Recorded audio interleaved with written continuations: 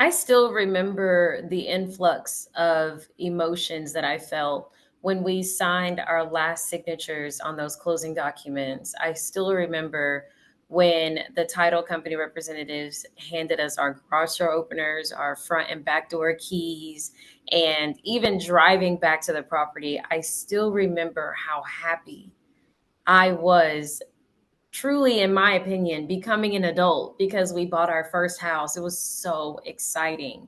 I also remember pulling up to that same property and looking at how the lawn was just not mowed and the plants had just gone wild, and wondering like why someone didn't mow the yard before we got to closing. I also remember opening that garage with that brand new garage door opener that they gave us and seeing all of the items that the seller left behind just for us to throw away.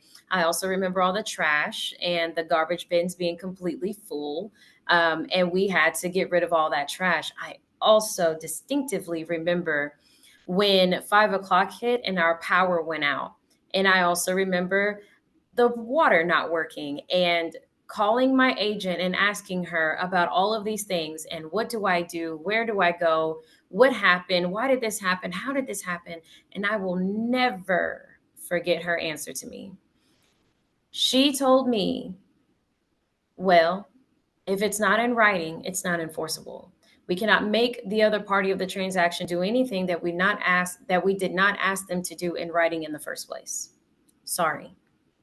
So we had to go back to our parents' homes and we had to stay at their house instead of the house that we were now paying for on the very first 2 or 3 nights because it was a weekend and we had to wait till Monday to be able to turn on the water. I also remember paying over $500 to have all of those items removed from that garage. It was absolutely ridiculous. And we did not own our own lawnmower yet. So we had to go buy a lawnmower too so that we could take care of our yard.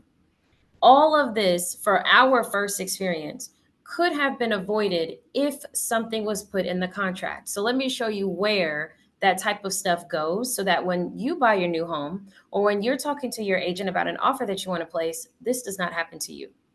Let me share my screen. This is the 1 to 4 family contract. Okay. And this is the contract that you use to purchase pre-owned property. So if you scroll down to paragraph 7, this is all about property condition. Right here, you get an option to buy the property as is, meaning I'm buying this property the way I see it right now, with all the stuff in the garage, with the utilities off, and the yard not mowed.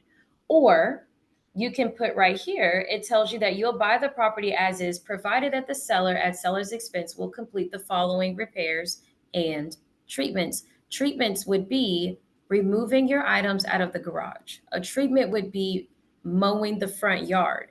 The treatment would be keeping the utilities on through the weekend.